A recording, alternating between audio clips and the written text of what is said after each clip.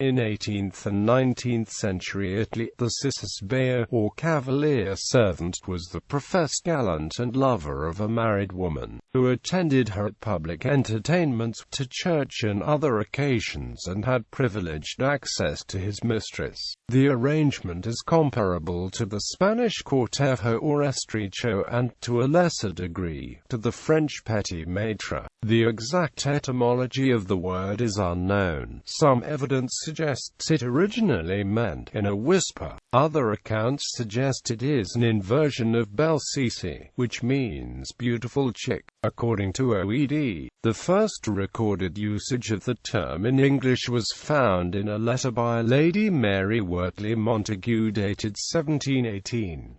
The term appears in Italian in Giovanni Maria Muti's Quaresmal del Padre Maestro fra Giovanni Maria Muti de Predicatore of 1708.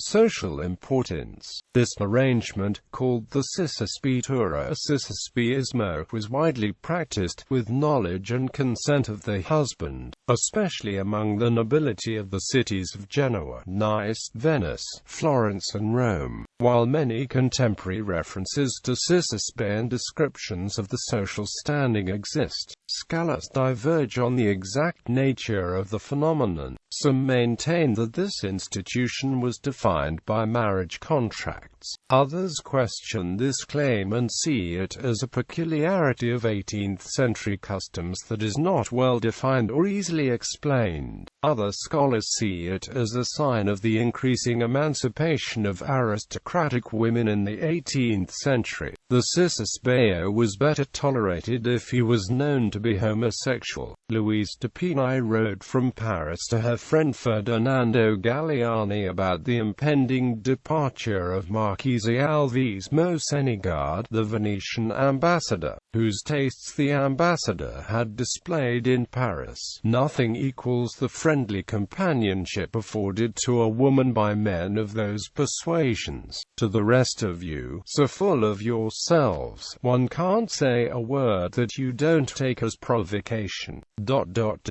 Whereas with those gentlemen one knows quite well that they want no more of us than we of them. One feels in no danger and deliciously free, regardless of its roots and technicalities. The custom was firmly entrenched.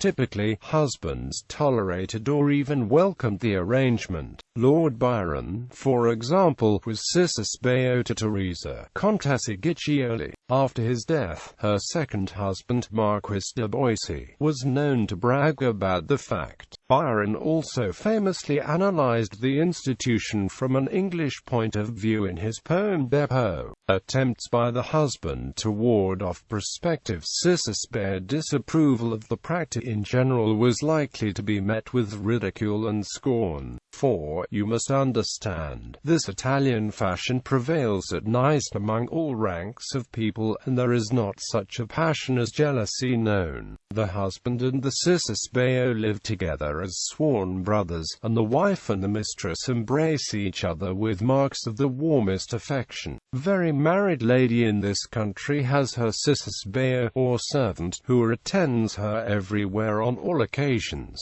and upon whose privileges the husband dares not encroach, without incurring the censure and ridicule of the whole community. Cicisbeo played by set rules, generally avoiding public displays of affection. At public entertainments, they would typically stand behind the seated mistress and whisper in her ear. Customs of the time did not permit them to engage in relationships with any other women during the free time, making the arrangement rather demanding.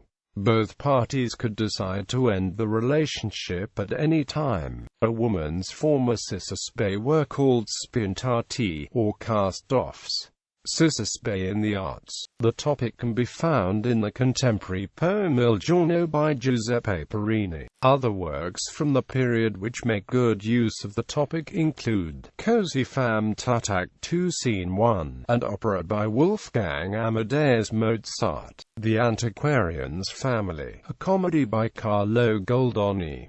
L'Italiana in Algeria and Il Turco in Italia. Operas by Gioacchino Rossini. La Tosca, play by Victorian Sardou, the basis of the opera Tosca by Giacomo Puccini.